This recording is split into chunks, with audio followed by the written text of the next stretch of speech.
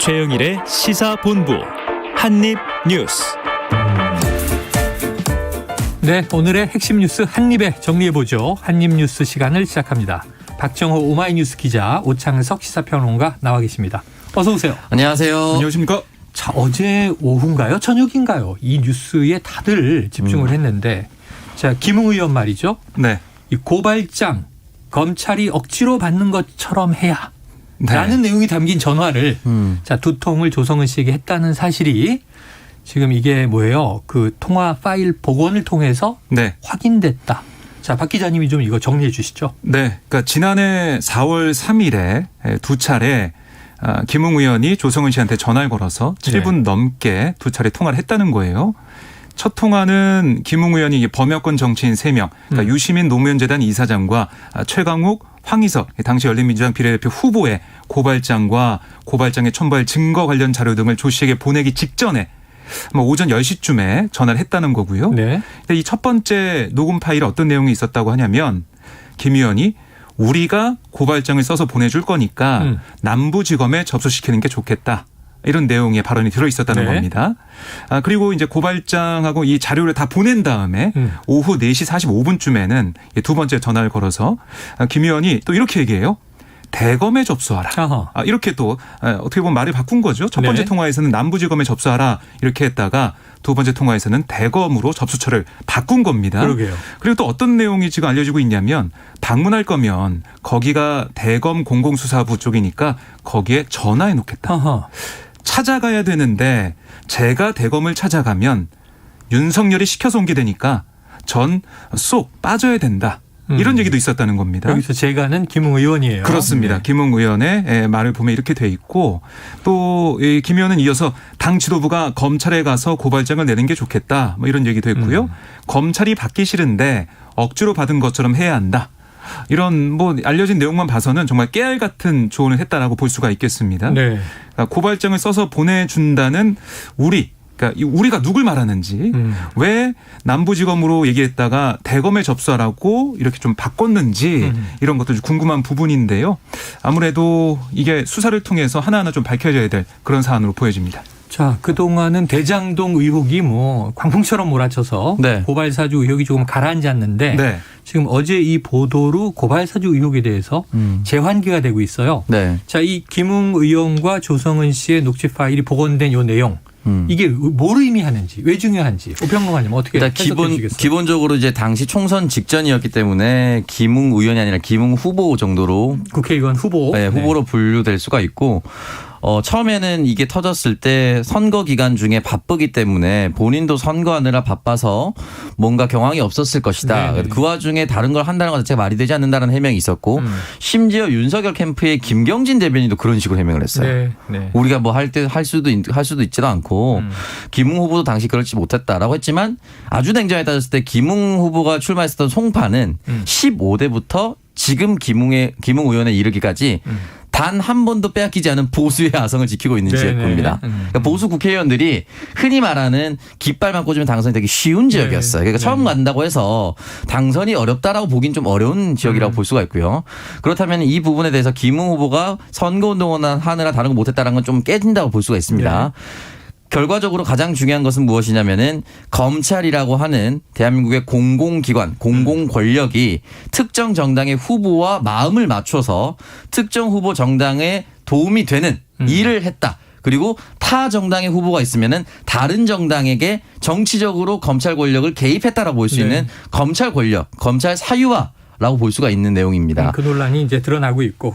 이제 또 한 가지 문제는 저도 곰곰이 생각을 해보니까 당시에 김웅 의원이 기자회견을 하면서 내가 전달했을 수도 있으나 또는 아닐 수도 있고 또는 이게 조작이라고 하는 사람도 있으니 그럴 수 있고 모든 가능성을 다 열어놓고 나는 기억나지 않는다 그랬는데 전화를 2번 해서 남부지검에 넣으세요. 아니 대검에 넣으세요.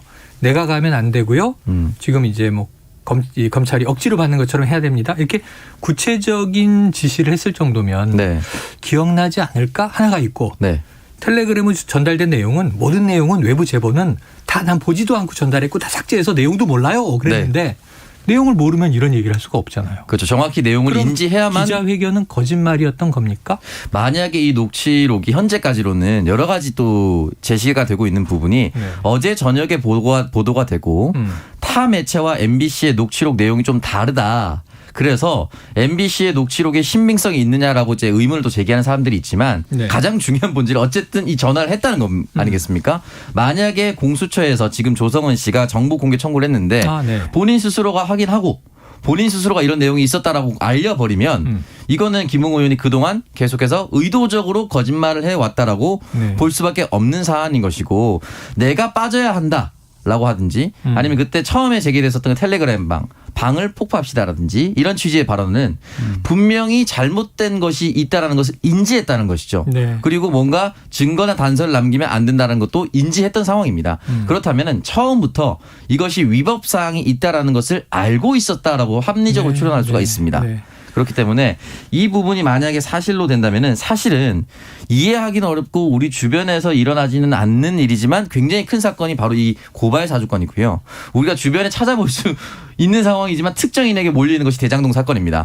둘 다 진실에 접근해야 되는 것이 맞는데 이 고발 사주건 같은 경우는 어쨌든 선거 직전에 선거에 개입한 아주 나쁜 공공기관을 동원한 아주 나쁜 사례로 지금 가고 있는 상황인 것 같습니다. 네. 자, 뭐 두 가지는 사건의 이 본질은 좀 달라요. 하나는 이제 부동산 개발 의혹 문제고 이 비리가 있었는가 그리고 또 이게 돈이 어떻게 흘렀는가 또 하나는 이제 돈의 문제보다는 정치적으로 영향을 주기 위해서 검찰의 고발 이것을 검찰이 사주했다. 그래서 아까 사유화 논란 말씀하셨는데 이게 두 개가 지금 여야가 다 이해관계가 대선판에서 얽혀 있죠. 그럼 어제 이 김웅 의원이 거짓말을 했을 가능성이 매우 높아진 정황. 이 보도가 터지고 지금 민주당 반응이 꽤 거셀 것 같은데요. 어떻습니까? 민주당 법사위원들 오늘 기자회견을 열었어요. 그래서 거기서 이 여러 가지 발언에 대해서 지적을 했고요. 그러니까 이 새로운 국면을 맞이했다라는 얘기가 민주당에서 나오고 있고 기억 안 난다. 전달만 한 게 무슨 죄냐. 뭐 이렇게 처음부터 끝까지 거짓으로 덮으렸다. 그래서 김웅 의원을 향해 지적을 했고 진실을 가릴 수 없는 상황이기 때문에 김웅 의원이 진실을 밝혀라. 그리고 그게 안 된다면 앞으로 구속 수사는 불가피하다. 이렇게까지 얘기를 했습니다. 그러니까 이 증거인멸 우려라든가 아니면 범죄 중대성의 여러 가지 사안을 봤을 때 구속이 돼야 된다는 게 민주당의 주장이고요. 그리고 이게 녹취록을 보면 기본적으로 대검과 김웅 의원이 조직적인 기획을 함께했다는 증거가 나온 거다. 본인의 자백이다. 이런 얘기까지 민주당 의원들이 했어요. 그러니까 이런 거죠. 그러니까 우리라고 한 그런 부분들. 그러니까 우리라는 그 말을 제가 사전에서 찾아봤습니다. 뭐라고 돼 있냐면 자기와 함께 자기와 관련되는 여러 사람을 다 같이 가리킬 때 나를 우리라고는 안 하잖아요. 그러니까 누군가 있다는 겁니다. 거기에 대해서 포커스를 맞춰야 될 것 같고 또 윤석열이라는 이름 그게 나왔다는 건 왜 나왔을까? 이런 부분들 여기에 대해서 민주당은 철저한 수사를 촉구하고 있고 이 국민의힘의 입장도 이제 궁금한 상황인데 김웅 의원 같은 경우는 지금 입장을 내놓지 않고 있고 기자들도 연락이 좀 안 되고 있는 상황이에요. 네, 이준석 대표가 오늘 당 최고위원이 끝난 다음에 기자들에게 뭐라고 했냐면 아니 이거 어떤 경로로 지금 이 시점에 녹취 파일이 복구되고 또 공개가 됐는지 이게 의문이다. 이런 이게 왜 또 언론에 흘렀는가? 그렇습니다. 그러니까 수사는 결과로 말해야 한다는 게 문재인 정부의 철학인데 중간 단계에서 야당 인사의 것이 노출되는 것은 의아하다. 이렇게 주장을 한 거예요. 그러니까 이거 보면서 그동안 뭐 여러 가지 논란이 있었던 그런 거죠. 그러니까 메시지보다 메신저에 집중하고 내용보다 절차에 집중하는 그런 모습들이 다시 이제 국민의힘 반응으로 나오고 있는데요. 제 개인적으로 봤을 때는 곽상도 의원이 아들 50억 받은 걸로 인해서 의원직 사퇴를 했는데 뭐 그것도 그것대로 중요하지만 이거는 정말 국기문란 사건을 볼 수밖에 없는 그런 부분들이 드러나고 있는데요. 국민의힘에서 대수롭지 않게 아니면은 이게 뭔가 의도가 있는 수사기관의 접근이 아닌가. 이렇게 해서 넘어간다? 글쎄요. 이거 국민들이 얼마나 좀 납득할 수 있을지 이것도 의문입니다. 그래요. 자, 지켜보는 국민들이 지금 이제 판단을 하시리라 생각을 하고 여기까지 정리를 해보겠습니다. 자, 지금 이제 내일이면은 국민의힘은 2차 컷오프. 네, 맞습니다. 8명의 후보가 4명으로 추려지게 되는데 그래서 이제 엊그제 밤에 이제 마지막 TV 토론이 끝난 거죠. 컷오프 전 토론은. 그런데 그때도 뭐 무속, 미신, 주술 이런 얘기가 이제 화제가 됐는데요. 이 토론회 후에 윤석열 후보와 유승민 후보가 충돌이 있었다. 이런 얘기가 있어서 이 전말 이 진실은 어떻게 된 거예요? 그러니까 이게 그날 토론회에서 유승민 후보가 언급한 내용이 있어요. 그러니까 이 천공 스승님을 아느냐. 네. 모 언론인이 이 사람과 인터뷰를 했는데 이 천공 스승 본인이 윤석열 후보의 멘토고 지도자 수업을 시키고 있다. 이렇게 얘기했다는 겁니다. 네네. 그걸 질문했더니 윤석열 후보가 알긴 아는데 무슨 멘토니 하는 이런 얘기는 좀 과장된 거다. 이렇게 답을 했어요. 네. 뭐 그렇게 해서 넘어갔죠. 넘어갔는데 토론회 이후에 또 일이 벌어졌습니다. 네. 이 좀 감정이 격해진 두 후보가 뭐 충돌이 좀 있었는데요. 윤 전 총장이 뭐 유승민 전 의원에게 삿대질하고 가슴을 밀치기도 했다. 이런 얘기도 흘러나오고 있고 아니다. 윤 전 총장 측에서는 아니 토론에서 나온 얘기 갖고 항의할 이유도 없고 지금 또 그런 적 없다. 다만 윤 전 총장이 토론을 마치고 악수하면서 이 정법이라는 역술 강의 동영상 얘기를 꺼낸 거예요. 네. 이게 정법 동영상 뭐 그렇게 볼 게 아니다 이런 취지의 해명을 한 거죠. 이상한 게 아니다. 네, 그러니까 천공 스승님이라는 사람이 동영상을 유튜브에 올리고 있는데 네. 그때 그게 이제 정법 강의거든요. 네네. 그래서 그걸 그렇게 보지 마라. 뭐 이렇게 반박을 한 걸로 볼 수가 네네. 있거든요. 그래서 유승민 의원 캠프는 또 어떻게 얘기하고 있냐면 윤 후보가 대뜸 정법을 미신이라고 하면 명예훼손이 될 수도 있다. 뭐 이렇게 유승민 후보 면전에 손가락을 흔들면서 항의했다. 또 이렇게도 반박을 하고 있습니다. 말이 좀 엇갈리고 있긴 하지만 뭐 인정하는 것은 토론회 이후에 뭔가 일이 있었다. 뭔가 일이 있었고 네. 그 중심에는 이 정법, 이 강의 동영상 이게 있었다라고 볼 수가 있겠습니다. 이게 굉장히 슬픈 현실인데요. 네. 왕자 논란이 있었을 때랑 마찬가지 내용인데 그냥 우리나라 사회는 기복신앙이 기반이라 잘 되기 위해서 나도 주술처럼 그냥 부적처럼 써놓은 거고 너무 네. 간절히 대통령이 되고 싶었고 후보가 되고 싶었다. 그리고 대한민국 대통령이 종교의 자유가 있는 나라에서 못 만날 사람은 없다. 네. 지지자라고 하면 같이 옆에 사진도 찍고 얘기도 듣고 다양한 사람이 얘기를 듣는 것이 맞다. 고관대작부터 길거리에 걸어다니는 일반 행위까지 모두 만나는 것이 대통령 후보다라고 얘기를 했을 네네. 때인데 아니다 하는데 사진을 계속 나오고 하니까 거짓말 하나 아니면 진짜 여기에 뭔가 기대어서 네. 이 사람이 혹시 시키는 대로 하는 것이 아닌가? 박근혜 대통령 탄핵이 가장 큰 요인이 대통령 뒤에 대통령의 연설문을 수정하는 사람이 청와대 직원도 아니고 공무원도 아니고 정치인도 아닌 최서원 씨였다는 거에 분노를 한 거거든요. 여기에 트라우마가 있는데 여기에 대해서 그냥 정면 돌파를 하지 않고 진짜 거짓말로 일관하거나 또는 이런 이상한 해명을 하면은 국민들로서는 더 의심을 키울 수밖에 없습니다. 참 해명이 안타까워요. 자, 이 이병환이라는 침 관련된 네. 특정부에 침을 놓는다 이렇게 예, 유승민 맞아요. 후보는 토론회에서 얘기를 했는데요. 모른다고 했죠. 거기에서 제기했더니 윤석열 후보는 후보가? 모른다라고 얘기했고 윤석열 후보 캠프 쪽에서는 유승민 후보와 그 사람이 같이 사진 찍은 그것도 지금 뭐 공개하면서 논란이 됐고 네. 알고 봤더니 뭐 유력 정치는 반기문 전 총장이나 안철수 뭐 대표나 뭐 이낙연 후보도 전 총리나 등등 뭐 같이 뭐 찍은 사진이나 같이 있었다라는 얘기가 또 나오고 있어요. 네. 그래서 유력인들을 좀 찾아가서 옆에 좀 있는 그런 사람인지 아니면 정말로 뭔가 윤석열 후보와 관계가 있는 건지 이건 좀 더 봐야겠지만 뭐 입장이 엇갈리고 있으니까요. 윤석열 캠프 쪽에서는 전혀 모르는 사람이다 이렇게 해명을 내놓고 있습니다. 그래요.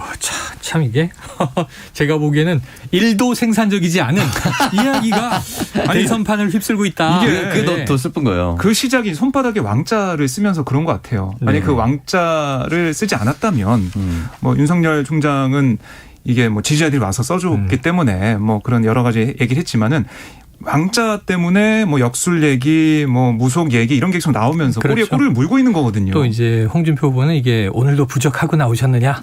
이게 부적이라고 생각했으면 제가 했겠습니까? 뭐 이런 얘기도 나왔고요. 네. 근데 이게 정말 제가 보기에는 이제 국민들이 보기에는 저게 뭐지 하고 좀 놀라서 들여다볼 내용이긴 하고요. 네. 어제 이현주 의원이 이제 네. 보수정당 정치인이잖아요. 네. 그 이 자리에 나와서 충격받았다 이런 얘기를 하더라고요. 그래서 이제 젊은 세대는 좀 이거 많이 의아해 할 거다. 근데 또 이제 기성세대, 고령층들은 그런 뭐 풍토가 있었지 그럴 수 있는데 이게 세대별로 갈릴 것 같다라는 이제 예견을 했는데 네. 지켜보도록 하죠. 자, 지금 뭐 이 국가 발전을 위해서 대선 후보들이 제가 궁금한 건 미래 비전, 정책, 시대 정신 이런 거 안 나오고 있어요. 네. 한번 정의당으로 가봅니다. 정의당도 지금 대선 후보를 위한 경선을 하고 있는 와중인데 네. 결선 투표 간다고요? 네, 그렇습니다. 1차 투표에서 과반수 득표자가 없었습니다. 네. 그러니까 심상정 후보가 46.42% 득표를 했고요. 2위 이정미 후보 37.9% 득표를 기록했어요. 결국 과반 득표자가 없어서 이 심상정 후보, 이정미 후보가 오늘부터 12일까지 그러니까 다음 주 화요일까지 진행되는 이 최종 대선 후보 결선 투표 이걸 가게 됐는데요. 12일 다음 주 화요일에 두 후보 중에 한 명이 결선으로 결선에서 이겨가지고 본선으로 가게 되겠습니다. 네. 근데 뭐 보면서 그런 생각이 들더라고요. 정말 정의당도 변화의 바람이 불고 있나? 그런 생각이 든 게 심상정 후보가 이번에 4번째 대선 도전이에요. 그만큼 정의당이 뭐 간판 정치냐고 볼 수가 있는데 이 득표를 보니까 이 46.42%, 30.9%인데 표차는 뭐 1000표 정도, 1000 몇백 표 정도밖에 안 났어요. 네. 그걸 보면서 정의당 내에서도 포스트 심상정, 그러니까 심상정 이후에 어떤 정치인을 좀 바라고 있는 게 아닌가라는 생각이 들고요. 물론 심상정 후보 쪽에서는 이게 조직이 좀 많이 가동된 면이 있다. 그래서 대중적인 지지도보다는 투표율이 좀 낮아가지고 이 조직이 좀 센 이정미 후보가 표를 좀 많이 받았다 이런 얘기하면서 결선 승리에 좀 자신하는 모습도 있었는데 네. 뭐 이건 해석이 좀 엇갈리는 부분이고 네. 결국 결과는 12일에 결선 투표 결과를 보면 아시게 되겠습니다. 이게 조직은 두 분 다 네. 세지 않아요? 그러니까 이게 사실은 심상정 캠프에서 할 수 있는 얘기는 아닌 것 같아요. 왜냐하면 네네. 심상정 후보보다 더 상징성이 있는 정치인 정의당 내에 있나. 그렇죠. 예전에 정의당이 처음에 출범했을 때 유시민, 네. 노회찬, 심상정, 맞습니다. 진중권 다 같이 함께 있을 때가 있었습니다. 네, 네. 그때에서 유시민 전 장관은 나오고 진중권 전 교수도 나오고 노심 사실 두 사람의 양대축이었거든요. 노회찬 전 의원이 이제 돌아가시고 나서는 이제 사실상 심상정 의원의 단독 체제가 됐다 이런 얘기를 많이 했었는데 네, 네. 조직이 부족했다라고 얘기하기는 좀 어렵고 저도 비슷한 맥락으로 두 가지 말씀하셨다시피 시대 교체. 사람을 바꿔야 된다. 이런 중론도 있을 거고요. 두 번째는 민주당 대구 경선처럼 1위 후보가 너무 확정적이다 보니까 다른 후보에게 그냥 편하게 표 던져야지 어차피 심상정이 되겠지라는 생각을 하셨을 수도 있습니다. 왜냐하면 3위 후보가 김윤기 후보인데 네. 12.37% 대약진을 냈습니다. 네. 그러니까 2%가 굉장히 표를 많이 가져왔거든요. 마치 대구에서 추미애 후보가 15% 받았던 것처럼. 그러니까 여러 가지 효과가 있을 텐데 그래도 결선 가면은 심상정 후보가 무난히 승리하지 않을까라고 생각이 드는데 아직까지 모르겠습니다. 김윤기 후보와 황순식 후보가 이정미 후보를 선언해서 전격적으로 이번엔 바꿔야 된다. 네. 라고 하면 새로운 바람이고요. 심상정 후보가 그대로 되면 심상정 후보 없으면 정의당은 아무것도 없구나라는 평가를 대중들에게 받을 수밖에 없습니다. 그래요. 또다시 심상정 후보냐 아니면 조금 쇄신을 바라는 네. 이제 미래로 나아가는 또 이정미 후보냐. 결선 투표에서 김윤기 후보 12.37%, 황순식 후보 3.30%가 어떻게 움직이는지 한번 네. 지켜보도록 하고요. 자, 결선 투표가 있어야 이렇게 좀 흥미로워지긴 하는데 네, 맞습니다. 흥행이 되는데 네. 정의당 뉴스가 오랜만에 올라왔습니다. 자, 지금 현재 12시 41분이 됐습니다. 자, 교통정보 듣고 오겠습니다. 교통정보센터에 정현정 리포터 나와주세요. 네, 점심시간이 되면서 도로 위에 정체는 늘었습니다. 먼저 경부고속도로 서울 쪽인데요. 청주에서 목천까지는 3차로에서 작업을 하고 있습니다. 미리 차로 변경하시고요. 여파로 청주 나들목에서 옥산 나들목까지 천천히 갑니다. 더 가서는 기흥에서 수원까지와 달래내 부근에서 반포까지 11km 구간 정체고요. 수원 부근에서는 대형 화물차가 고장나서 처리하고 있습니다.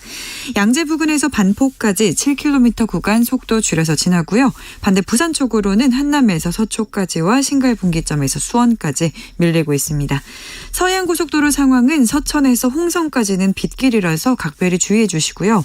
목포 쪽으로 비봉에서 화성휴게소까지는 평소보다 조금 더 막히고 있습니다. 10km가량 서행하고 있고요. 서평택에서 당진 부근까지는 작업을 하고 있습니다. 더 가서 서해대교 부근은 상습 정체 구간인 만큼 현재도 정체 구간이 있습니다. 반대 서울 쪽으로는 당진에서 송악까지 작업을 하고 있고요. 일직분기점에서 금천까지 밀리고 있습니다. 안전운행하시기 바랍니다.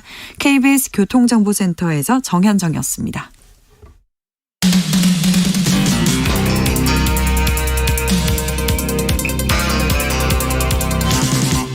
최영일의 시사본부. 네, 요즘은 정치권 뉴스만 다뤄도 한입뉴스가 꽉 차버립니다. 이게 대선과 다 연루된 이런저런 이야기들이 나와서 그런데요. 하지만 우리가 꼭 돌아봐야 할 사회적인 사건들이 있습니다. 그런 사건이 하나 있는데요. 지금 변희수 전 하사. 그럼 이제 청취자 여러분 기억하시겠죠? 군복무 중에 성전환 수술을 했던 그러한 이제 이 그러니까 요즘에 뭐라 그러죠? 부사관? 네. 네. 부사관인데 강제 전역을 당했었어요. 그런데 지금 이 변희수 전 하사에 대한 전역 처분이 취소됐다. 이건 어디서 나온 어떤 이야기입니까? 네, 우선 이것부터 말씀을 드리면 이 변희수 전 하사가 경기 북부의 뭐 육군부대 소속이었습니다. 네네. 탱크병이었죠. 2019년 휴가 중에 외국에서 성전환 수술을 받고 돌아와서 계속 복무하겠다라고 희망을 했어요. 네. 하지만 군은 이 변 전 하사 신체 변화에 대한 의무 조사를 시행해서 심신장애 상급 판정을 내리고요. 지난해 1월 전역을 결정을 했습니다. 장애가 있다 이렇게 판단한 거예요. 그렇습니다. 이후 변 전 하사는 트랜스젠더 군인 변희수의 복직을 위한 공동대책위원회 이 단체의 도움으로 지난해 8월에 대전지법에 소장을 제출했어요. 네. 전역 처분해달라 이런 거였죠. 근데 안타깝게도 변 전 하사는 첫 변론 전인 지난 3월 자택에서 숨진 채 발견이 됐고요. 네. 그 이후에 유족이 원고 자격을 이어받아서 재판의 진행이 왔습니다. 그래서 거기에 대한 이 판결이 오늘 나온 건데요. 대전지법 행정 2부는 이 변 전 하사가 이 생전에 성별이 여성이었던 만큼 남성을 기준으로 장애가 있다라고 본, 그러니까 심신장애 여부 판단할 때 장애가 있다고 본 군의 처분에 문제가 있다라고 판단했습니다. 그러니까 이 지금 보면 기준을 남성 기준으로 본 거라는 거죠. 네. 이미 성별이 여성으로 바뀌었지만 남성으로 본 거는 문제가 있다. 이렇게 지적을 한 겁니다. 이제 고 변희수 하사가 이제 그 외국으로 나가서 성전환 수술을 하기 전에도 이제 군에 알리기도 했었고 본인의 정체성을 뚜렷하게 얘기를 했음에도 불구하고 엄격한 기준이라고 해야 될까요? 아니면 꽉 막힌 기준이라고 해야 될까요? 거기에서 수술로 휴가를 쓰는 것은 허가를 하더라도 돌아와서 군 복무는 허가하지 않는다. 그럼 애초에 보내지 말았어야 되는 것이 아닌가. 왜냐하면 그럼 그때부터 소송을 했었거나 그때부터 옥신각신 다퉜더라면 지금의 상황까지는 오지 않았다. 왜냐하면 사실은 제가 오늘 이 기사를 보고 처분 취소됐다고 해서 다시 새롭게 길을 열리는구나 했다가 혼자 또 아차 싶었던 거예요. 그러니까 고인이 됐잖아요. 고인이 됐다라는 것을 또 깜빡하고 이제 이 취소가 됐다라는 것 자체에 대해서 잠깐 기뻤다가 또 아차 싶었거든요. 그러니까 그렇죠. 이게 만약에 이렇게 변 전 하사가 자신의 목숨을 담보로 알리지 않았더라면 이게 진짜 이 취소 소송까지 올 수 있었을까?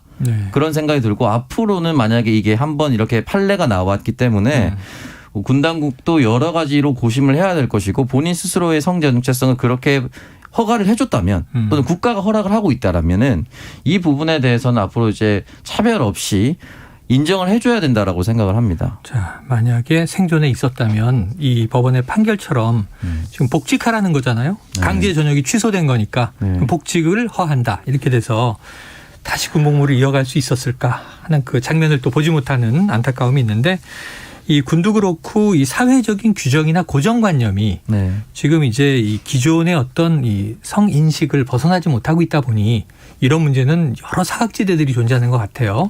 우리가 앞으로 좀 변화되는 사회에 많이 둘러볼 문제다는 생각이 듭니다. 자, 다음 또 이슈가 하나 있습니다. 이 김건희, 바로 이 윤석열 후보의 배우자죠. 이 김건희 씨의 주가 조작 관련한 사건에 첫 구속 사례가 나왔다. 어떤 내용입니까? 네, 그러니까 윤 전 총장 부인 김건희 씨 연루 의혹이 제기된 도이치모터스 주가 조작 관련 사건이 지금 계속 수사가 진행 중인데요. 이 관련자 중에 한 명이 어제 구속이 됐습니다. 그러니까 이 관련 의혹으로 구속영장이 발부된 인물 그리고 이렇게 구속된 사람은 이모 씨가 처음인데요. 서울중앙지법 얘기를 들어보면 자본시장과 금융투자업에 관한 법률 위반 혐의를 받는 이모 씨에 대해서 범죄 혐의가 소명되고 증거인멸 우려가 있다라고 검찰이 청구한 영장을 발부를 했습니다. 근데 사실 검찰이 애초에 이 씨 외에 또 다른 이모 씨, 또 김모 씨 이 두 사람에 대해서도 영장을 청구했거든요. 그런데 이 중에 이 씨는 연락이 두절된 상태예요. 그리고 김 씨는 법원에 기일 연기 요청서를 제출해서 출석하지 않았습니다. 근데 여기서 연락이 두절된 이 씨가 중요한데요. 이 사람은 검찰이 한 차례 영장을 청구했다가 법원에서 기각된 사람이고요. 특히 2010년, 2011년 도이치모터스 권오수 회장과 함께 주가 조작에 이른바 선수로 관여한 혐의를 받고 있습니다. 유명한 브로커라고 하는 그 인물이군요. 네.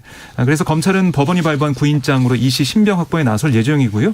또 김 씨는 법원이 추후 기일을 다시 지정할 예정입니다. 그러니까 지금 보면 사실 김건희 씨에 대한 수사 이런 게 좀 피할 수 없다라는 분위기가 만들어지고 있고 네. 특히 이 중에 한 명이 구속이 됐기 때문에 소환 조사 앞으로 곧 이루어질 거다 이런 관측이 나오고 있습니다. 네, 그래요. 소환 조사는 있을 것이다. 소환 이야기가 나온 지가 꽤 흘러갔는데 네. 그동안 우리가 지금 아까 앞서 언급한 이게 고발 사주라든가 네. 대장동 사건이라든가 지금 대선의 향방이라든가 이런 것 때문에 조금 밀려나 있는 것 아닌가.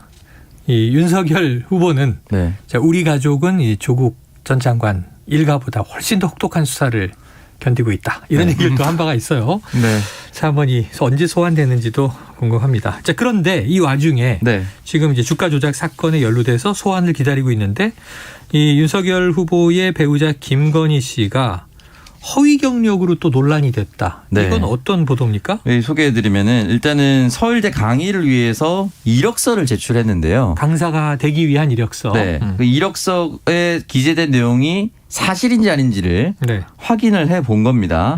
여기에 기재된 내용은 1997년부터 98년까지 서울의 한 초등학교, 그리고 98년에 또 다른 서울의 한 중학교, 네. 2001년에는 서울의 한 고등학교에서 근무했다라고 이력서 상에는 명시가 되어 있었는데 네. 열린민주당 강민정 의원이 이제 서울시 교육청에서 제출받은 자료에 따르면 해당 학교에서의 근무 이력이 없는 것으로 어허. 나타났습니다. 네. 해당 연도의 정규 교사 및 기간제 교사, 강사, 직원 명단에 없다라고 하는 것은 이 서울시 교육청에 따른다면 김건희 씨가 경력을 허위로 작성을 했다라는 것이고 네. 처음부터 허위로 작성한 이력서를 가지고 서울대에 강의를 나갔다라고 볼 수가 있는 거죠. 네. 네. 이 부분에 대해서는 사실 그동안 있었던 논문 문제라든지 뭐 국민대 논문이라든지 이런 부분에 있어서 계속해서 부인 김건희 씨에 관련된 학력에 대한 문제는 계속해서 불거지고 있는 상황입니다. 네. 그래요. 그러니까 이게 이제 비교가 되는 거죠. 윤석열 전 총장은 조국 전 장관 수사할 때 봉사활동이나 표창장 문제로 네네. 그렇게 뭐 강제 수사도 막 하고 뭐 이런 식으로 스펙이 했는데 다 허위다 이렇게 얘기했는데 그렇습니다. 근데 여기에 대해서 그러니까 허위 경력이 사실상 드러난 셈인데 어떤 입장인지 이걸 좀 밝혀야 된다 이런 얘기도 나오고 있습니다. 네, 지금 뭐 박사 논문에 대한 검증도 국민대가 네. 포기한 상황에서 네. 교육부는 이거 다시 하라 하고 압력을 넣고 있다고 하는데 지켜봐야 될 것 같습니다. 자, 마지막 뉴스 짧은 시간이 하나 남아 있어요. 이 반가운 이름이에요. 반갑다고 해야 되나요? 국민 누구나 한 번쯤은 들어봤을 법한 그 부분의 이 이름입니다. 문자가 저도 한때 엄청나게 들어왔는데 네. 10년도 넘은 것 같은데 그때 네. 피처폰 시절이었던 것 같아요. 맞아요. 스마트폰 아니고. 네네네. 자, 김미영 팀장을 사칭한 보이스피싱 조직에게 총책이 검거됐다. 자, 김미영 팀장 네. 누구였습니까? 김명 팀장은 전직 경찰관이었습니다. 그 50대 남성이라면서요. 네. 그러니까 이 박모 씨인데요. 네. 한국에서 경찰관으로 근무하다가 수뢰 혐의로 2008년에 해임이 됐어요. 아하. 이후에 2012년 필리핀에 콜센터를 만들었습니다. 네. 그래서 김미영 팀장을 사칭하면서 수백억, 뭐 400억 정도라고 이야, 얘기를 네. 하는데 그 가르치는 혐의를 받고 있고요. 보니까 이 필리핀 마닐라 남동쪽으로 약 400km 떨어진 곳에서 거주하면서 도피 생활을 해왔다라고 전해지고 있습니다. 그러니까 이런 거였죠. 그러니까 김미영 팀장 명의의 문자 메시지를 보내서 네. 김미영 팀장입니다. 고객님께서는 최저이율로 3천만 원까지 빌릴 수 있습니다. 그래, 이 금액이 절박했을 때가 이때니까요. 살다가. 그렇습니다. 경험을 하셨나 봐요. 네. 간절한 금액이 있을 때가 있어요. 전화를 걸진 않았지만 네. 혹했던 마음이 그런 그럼요. 때가 기억이 나네요. 그러니까 이걸 몇세씩 뿌린 다음에 그러면은 혹하시잖아요. 네, 그렇죠. 최영일 최평처럼 전화를 하는 겁니다. 그러면 그렇죠. 자동응답 전화가 받아요. 그걸 통해서 대출 상담을 하는 척하면서 피해자 개인정보를 빼내서 아하. 돈을 가로채는 그런 오히려. 수법이었죠. 네. 네. 근데 이런 김명 팀장 사칭하는 수법 이걸 또 이제 박 씨, 그러니까 조직 총책 박모 씨가 네. 개발을 한 건데 고안을 네. 했는데 사이버 수사 경찰로 근무하면서 접한 범죄 수법을 아휴. 직접 범죄에 이용했다라고 전해지고 있습니다. 야, 이게 참 네. 어때 TV 틀면 위험한 장면 나오면 애들 보니까 애들 따라하니까 하지 말라고 했는데 어른이 그냥 그걸 그대로 따라한 건 처음 보네요, 진짜. 맞습니다. 경찰이 또. 그것도 전직 경찰이 참 안타깝습니다. 어쨌든 이번에 이 필리핀의 코리안 데스크 네. 우리나라와 필리핀 경찰이 공조하는 시스템이 상당히 성과를 내서 앞으로 이걸 더 확대한다고 하니까 네. 아유, 이 김미영 팀장 언제적 김미영 팀장입니까? 이제 그러니까요. 검거됐네요. 네. 자, 또 다른 범죄들도 해결되길 바라면서 오늘 두 분 말씀 여기서 정리하겠습니다. 고맙습니다. 감사합니다. 고맙습니다.